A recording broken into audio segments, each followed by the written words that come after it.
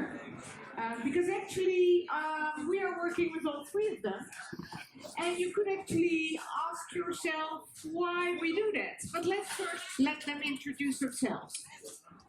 So, Duncan, you're the first on the screen. Actually, you lined up so perfectly according to what's on the screen. You've done that really well. So, Duncan, let's start with you. Sure. Hi, everybody. I'm Duncan Wong from CryptoBlock, all the way from Hong Kong. Came here this morning, so I still stay awake. And first of all, thanks for having me over here. Just a brief introduction about ourselves. We are a startup set up 2 years ago. Basically, a spin-off from a R&D center in Hong Kong. So we set up this company mainly for developing DRT solutions as well as focusing on operating DRT solutions. So basically, we focus on technology. We work on different kinds of technologies, including the RFID Corda, the Hyperledger fabric, as well as the Ethereum-based solutions as well. So today I'm coming here wearing two hats. One is the CryptoBlock, another one is representing Voltron as well. So we are the developer. We are basically the development team under this Voltron platform, which is a letter of credit-based trade finance system. And currently, we are supporting the entire software development together with R3. And also, we are helping out on running this system, going through all the pilots, and hopefully by the end of this year, we try to go production. Yeah. Excellent. Toon. Okay, my name is Toon Leitens. I'm the CTO of Komgo. We are a financial services company in Geneva that are building a commodity trade finance network. We have gone live in December, and that was just after being incorporated in August, which was an amazing journey. IG is one of the investors, one of the 15 investors and shareholders in Komgo, and we hope to make a huge impact by bringing our financial services. So thank you. Errol. Hi, I'm Rob Barnes. I'm the CEO of TradeIX, and we are the principal founder, together with R3, of the Marco Polo Network.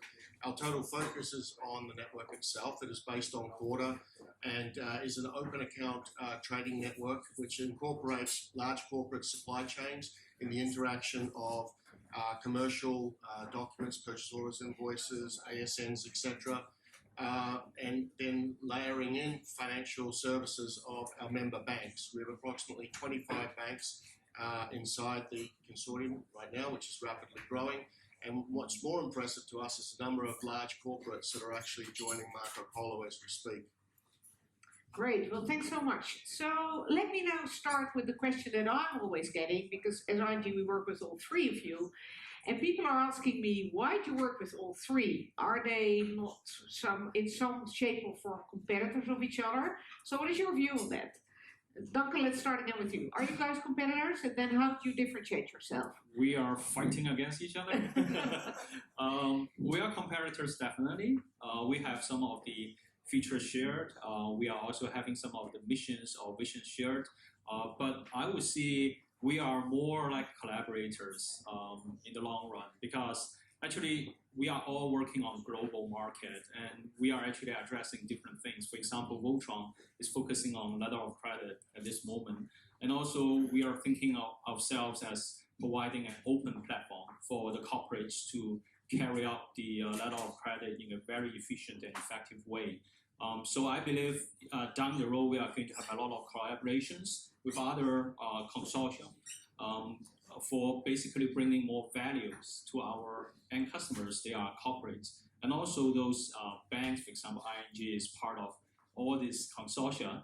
And definitely we are going to come up with a lot of synergy, but we are going to work up together and come up and figure out what kind of synergy we actually want to have. Tom, what's your view on this? Yeah, my view is actually we are all in one space, in a huge space of where commerce takes place between business to business. There's an enormous market and potential for all of us to satisfy. I think I compare it with the smartphones that you have in your pocket. How boring that device would be if there was just one email application. So I see us building applications that fit the needs of our customers, and that's what Komgo also tries to do, to focus on the customer needs first and to work with our customers to help design an application that they would love to use. And then they hopefully will come to Komgo rather than the others. But I think the most horrible thing that we could do, all of us, is to create a kind of platform war, because it's not worth it. We need to focus on customer value and to create that one. I totally agree with that. I mean, if we don't collaborate, then what happens is we're just going to end up with a bunch of digital islands again, and we're never going to do anything. It's not going to really improve the current status quo. So for us, we look at life basically from a network layer, which should be open, it should be collaborative, there should be interoperability, and then we look at the differentiation or competitive layer, which is really the applications that are built on top of that and the solutions. But at the core, transactions have to be shared and have to be moved across multiple networks. And that's one of the great things that I think will start to evolve with a lot of proof points over the next couple of years. So I think I've heard the word interoperability sometimes already, and I think it's one of the big words in DLT at the moment. So how far are you already preparing for interoperability, and when do you think that will actually happen? Because I think at the moment there's still quite isolated, different technologies underneath it. But I completely agree that at some stage you have to go to interoperability. The image I always have is of this poor soybean farmer who has to sit behind his computer and upload on very different blockchain technologies, very similar things all the time, which I think will be quite hard for them. So how will you guys make that work? Rob, let's start with you. Yeah, I think there's two parts to this question. One is really the technology part, and secondly is the messaging layer. Right? Yeah. So the first thing that we did was we started a consortium called the Universal Trade Network, which has now been passed over to the ICC. That network has approximately 50 global banks and some very, very large technology providers in it. And that is really focused on the messaging layer. In other words, making sure that there is messaging interoperability, which is critical. I think we moved from messaging to basically technology across different DLTs. That's starting to happen, and there's different ways that you could probably do that. There's a number of very interesting initiatives underway right now. Where that comes out and how we use that and how we actually interoperate between the networks is something that's going to just happen over the next 2 years, because it actually has to happen. Okay, if you want my view on this, Komgo immediately designed a platform with interoperability in mind. Actually, we go live together with VET, which is a partner platform that delivers the commodity token to us for financing. So we immediately got the concept to work together and to see how we could connect the platforms together. I think it's the real future, because indeed you do not expect all banks to interface with all the platforms, all the technologies. You need to create a new kind of internet that makes it possible to exchange information across. And one of the great initiatives that I've seen so far, and I've been part of this, is the token taxonomy framework, which opened up to the world basically to come and define a language that is universal to speak and to be able to share tokens with all the different platforms and technologies. I think this is a great example of a technology that could bring us further in interoperable. Yeah. Can you agree? Yeah, and also I would like to add in one more point is that speaking of interoperability, we usually talk about technology as well as the business. So in terms of the technology, just like what Rob said, we already have a lot of technologically ready modules available there. Especially, for example, if we want to talk about, say, interoperability between Voltron and Marco Polo, we are all running on Corda network, and it's actually much easier for us to, for example, share those immutable data because they are digitally signed and under the one CA architecture and hierarchy. In terms of cross technology, cross DRT, for example, consensus, Ethereum based, or the Corda, or maybe Fabric, there are also some modules widely available. So in terms of technology, I believe it's already ready. But right now, I think we would like to focus more on the business area in terms of interoperability. For example, you have several parts within these several steps within the workflow that you would like to run it on one of the consortium platform, and then you would like to jump over to another consortium, whether it is available or viable or not. That thing that I would like to have more discussion with all other consortia folks, and to see maybe down the road in the coming like 24 months or 36 months, whether we can have something which is really viable and really promising that we can present to all the folks. Maybe next time we can talk about this. And also about interoperability, it's all about collaboration. As the first question mentioned, whether we are competing against each other or collaborating with each other, I definitely believe down the road we are going to collaborate. So let me take this one step further, because in the end there is complexity being created by the fact that you are in the same space and that different parties will have to interact with all of you, like for instance banks. I mean, you will have maybe different clients, but there will be people who will be on more than one platform. So either we integrate in the bank all the different information. I'm happy that you're talking about the taxonomy, because that might actually make that whole thing a little bit easier. But where do you think is the responsibility to make it easy for people? Is that with you? And are you the ones that should enable easy interoperability, or is it, well, bank, you have 3 systems that you have to work with, good luck with it, and you make it work at the back end? So who do you think has which role in this? Because it's very easy to talk about collaboration, but where do you go with this? Well, clearly we have to. I mean, because if we don't do that, we're not going to have any customers, right? And one of the biggest problems in the last 20 years or so has been the role that an SI, systems integrators, had to play in order just to actually stand up these systems. Secondly, you've got all sorts of compliance, and our goal is you connect once to connect to many, and that theory or that mantra is not just for a large corporate connecting to its supply chain or to its banks, for example. It's also them connecting to their back-end support system and back-office systems, whether they be a bank or a large corporate or another service provider like an insurance company, logistics provider. We clearly have to make that really open and easy for them to integrate, to do that. So again, our theory in creating the network was that if basically any entity-to-entity transaction moves across the DLT, it moves across, whether it be state or stateless in Corda speak, it doesn't matter. But when you integrate from the actual core platform or to the application, to the back office, that has to be through a bunch of microservices, which are easy to understand, make it very, very scalable, but more importantly, also give extensibility, because it's not just the actual integration, it's about what are some of the advantages that a bank, for example, could have in rationalizing some of the interfaces they have with their back office. So again, these are clearly things that we actually have to be able to support, be able to speak to, and be able to demonstrate. So Tony, you're the one who's not on Corda in this little panel, so do you have the same view on this, or will it end up with being easier for people with the same underlying technology like Corda and more owners on you guys? Now, what I think is the market is so huge that really could we expect everyone to use Corda in the future? That is one utopia. I don't think that will happen. So we clearly need to provide multiple answers. And I think we are in the beginning stages of how the internet developed. I sometimes call it the inverse internet revolution, where internet started with CERN connecting universities together, creating a global infrastructure.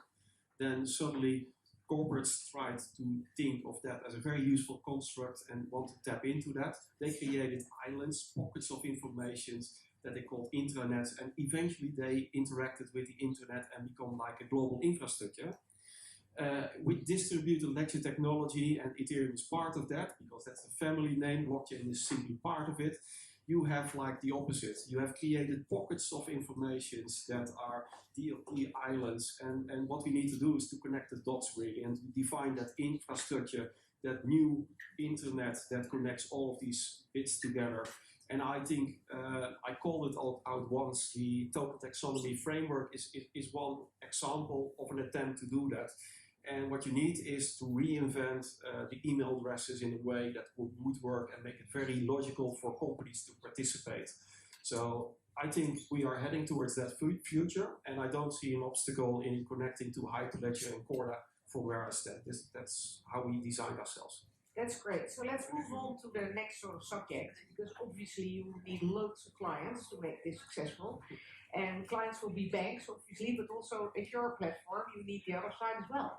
So how do you get to the corporates and the smaller companies? So how do you see that onboarding going? What do you need to do to actually make them work with your tools? Maybe Yeah? I'll start first. Sure. So based on our experience, we always engage corporates or those potential clients on day one. So starting from live pilot runs, we try to introduce our systems and also our roadmap to them in a very clear way. And also at the same time, we can get feedback from them so that we can actually prioritize or reprioritize all those development and features. So basically manage the expectation of our corporate customers is a very important thing. And also we go through the journey together with them so that whenever they have any kinds of challenges or some kinds of requests, we will be able to know firsthand, and also we will be able to present our solutions to them. In our case, we surround ourselves between our customers, which are banks, corporates, and majors. We surrounded ourselves with them with the intent to co-design, co-develop a product that would work best for them. So for us, it's also important that we have workshops together and that we go to the pain points and find ways to solve their business problems in an efficient and effective way for their businesses. So for us, onboarding the corporates along with the banks simply means preventing the idea of a bank building something for the industry and dictating that to the industry, but to work together and co-create something. Are there differences in the requirements they have? There are absolutely differences in the requirements they have. What's efficient for a bank is definitely not always efficient for a corporate. For instance, a good example of this is the KYC. We have decided to also build a KYC module. That was not because banks were screaming about that functionality, because the corporates really felt the pain in that section. So despite the fact that the banks did not really support that idea, we still decided to build it, because you need to listen to the whole community and not just the banking community. Yeah, I think just from Marco Polo's perspective, we're incredibly corporate focused. At the center of us are the banks that support us and what we do. But without having the corporates on board, we're going to go nowhere. So we had to do a couple of pivots over the last 2 years, and some of them have been very hard to explain. But the one that's been most encouraging is what we've done around going back to supply chain finance, working with some very, very large corporates that have literally tens of thousands, in one case, hundreds of thousands of suppliers.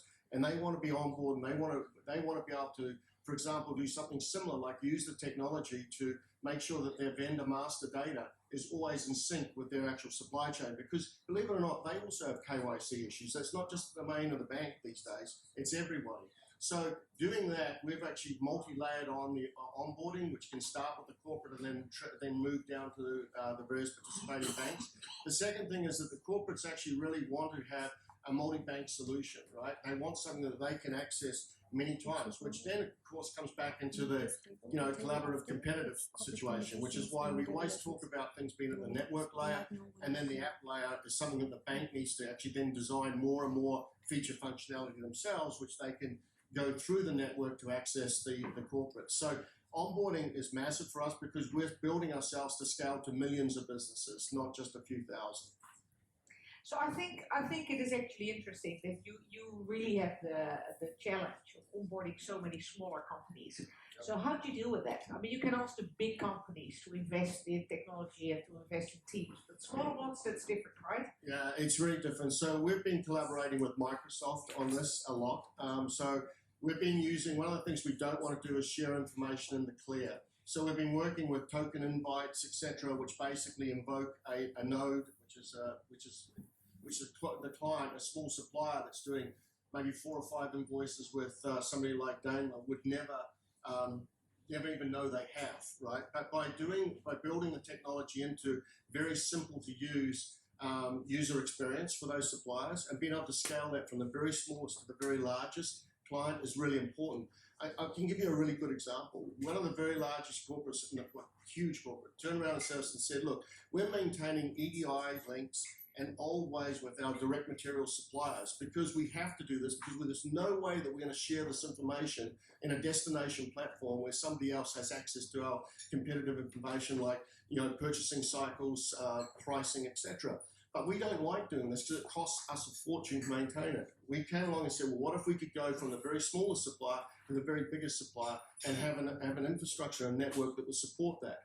And that's the sort of problem and challenge we had to do. We could not do this by ourselves, to answer your question. So we have been collaborating with other technology providers and also our banks too, because the better the information is that the bank receives, the better the experience is for them to actually interface that to their KYC requirements and their customer journey as well. So we've been talking about interoperability between blockchain platforms, but obviously there's some other really cool new technology out there. The Internet of Things is really starting to happen. You have AI coming up. So how do you see the future of everything that you're doing in connection, for instance, with those kind of technologies? Okay. Yeah. So in terms of the DRT technology development in the future, there will be a lot of interaction with some other technologies. But first of all, I would like to focus a little bit on the DRT technology itself. We have been looking into privacy protection a lot. For example, right now, as we know that Voltron is funded by 8 banks, and then we are going to get more and more banks, especially a lot of corporates, just like what Rob said. We will have big corporates and small corporates join in. How are we going to make sure that the data has been well protected, and also they have fine-grained access control of all the data? That kind of privacy-related questions need to be addressed fast and also need to be addressed effectively. So we've been working on that. But besides the DRT technology development itself, we have been seeing a lot of interaction with some other technology, especially on the data analytic part. The DRT, based on, for example, right now we are working on the Corda or the Fabric version, we have a lot of distributed data. But we also have a lot of aggregated data. How are we going to provide some kinds of statistical information or some kinds of insight without leaking data to some other third party, or whether we can protect the information against metadata analytic, that kind of security related or data analytic part, that's also something that we are actually looking into. Tom? Yeah, I see Internet of Things as a great addition to our technology space. So what you see, for instance, is Internet of Things is getting really big in the industrial states to help measure and confirm data. You are dealing with non-human actors that do not password protect themselves or identify themselves with a fingerprint, so you need something more clever to identify all those devices that are working in addition for you. So Komgo is building and basing itself on open technology for the reason to be able to interconnect with as many things as possible in the future. So that will definitely play a role there. And I think beyond that, I also see other technology being very valuable for privacy. As we mentioned by Duncan, we also see that fact, but we also see zero technology as a way to deal with that per se. So it's a combination of new technology like IoT and existing developments in the privacy space. Yeah. Isn't there a bit of a logical tension between the two? Privacy that you want to create versus what people want to do with data and AI? Rob, can you comment on a little bit on that? That's the fundamental problem we have, because the Marco Polo Network is totally private. We don't see anything that's on that network ourselves, right? So our problem is that to aggregate data, people have got to get permission to an aggregator to get that data to be able to use AI against that data, that huge data pool. So the way that we look at the use of AI and IoT is very much at the peripheral area. So it's things like, for example, understanding what is getting an invoice and understanding what that invoice means, so that it can actually be updating the invoice state object actually in a more in an easier way, so that we're not getting the mistakes are already. The machine learning knows that those mistakes have actually happened. So we're using it very primitively to begin with. But we think that where we can get massive impact is around IoT, and particularly as we're working with some of the largest logistics providers, and how we can do things like temperature control of containers, etc. This is really, really, really interesting, and this we can really use, right? And it can really help in the whole trade space. But again, AI is something that is going to be a bit challenging because of the privacy issues that we have. But that's okay, because everyone wants privacy first. Good. So before we open up to maybe questions of the audience, I have one last question for each of you. So you're all leading a startup, and you're all leading a DLT-based startup. So what is the key success factor? What will make you in the end very successful? Maybe I share first. I think for us, we are looking into sustainability and also a healthy growth. I think we are not thinking of something that usually the marketing jargon would say disruptive, or to overthrow any kinds of existing things, but we would like to look into a very healthy, stable, and also very sustainable growth. Yeah, I think this will already be kind of like, I would like to emphasize more about the journey itself, to see whether it is successful, rather than overnight after one day and then I can declare, wow, CryptoBlock is already successful. Good. Huh? Yeah, for me, it's success is when customers are coming to use your product and love to use your product and give that feedback. That is ultimate success for me. I think where you can go wrong with this new advanced technology is to too much focus on the new technology. So you also need to be very clever in mixing conventional technology with new technology. And I think the secret of the success is also there, to not over engineer something to be too innovative. Yeah, so I think so. The success of Marco Polo is definitely going to be by the size of the network, and therefore the technology. And I do agree with you 100%. The technology is nothing more than the enabler to build the network. But if we can't deliver value, and we can't deliver to a corporate a fantastic return on investment, to a bank a fantastic return on investment, and truly drive value, then we'll fail. So it's about driving that value. It's about getting to positive feedback loops, network effects. These are buzzwords, but they actually mean something in platform economics. And really, the only difference between what we're trying to do and, say, a Facebook or that is that we're very distributed, and it is business to business, and it's highly private. So, but the economics of how a platform works, right, and understanding that you have your subsidy side, your money side, that you have extra value adders that come in and create more value to the network, and the size of the network exponentially grows based on the value that is actually placed on through the network. So that's the way we look at it. We very much go back to platform economics, just the theory around that, and then apply it to a distributed network. Excellent. So let's see if there's questions in the audience. We have a couple of minutes left. Hamza.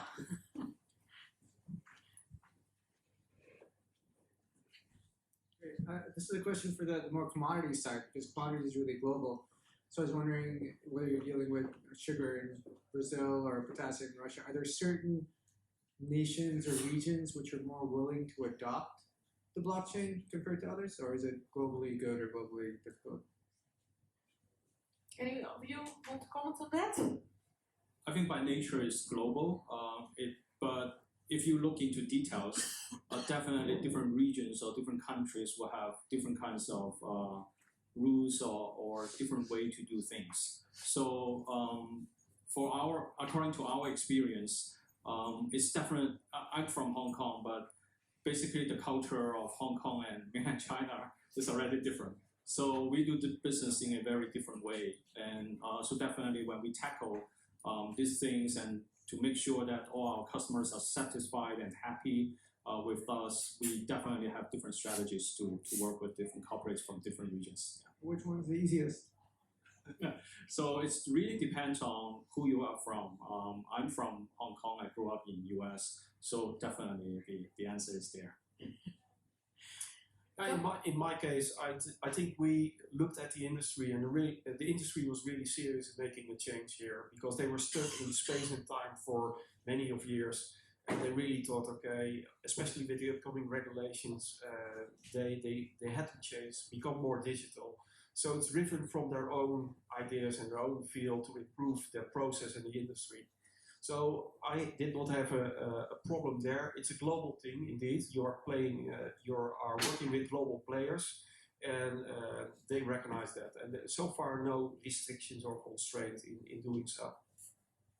I mean, trade is a global business, right? So trade is everywhere, and it's not just cross-border; it's also intra-country. So from our point of view, there's no real thoughts about this. In fact, our banks are global. We have from South America, North America, through Asia, and obviously in Europe. But I think we do get hotspots, which is really interesting, right? So our biggest hotspots, just to tell everybody right now, is really Germany and Japan, right? I mean, Germany and Japan are on fire. That's unbelievable, right? And then the rest of Europe is really coming along with it. So, you know, we find these hotspots, and that could also, we can't read too much into that, because that could just be us too, right? Where we're focused and the sort of partners that we have. Very interesting. Are there any other questions in the audience? Then I would like to thank our panelists. Please give them a big round of applause. Thanks very much for joining me.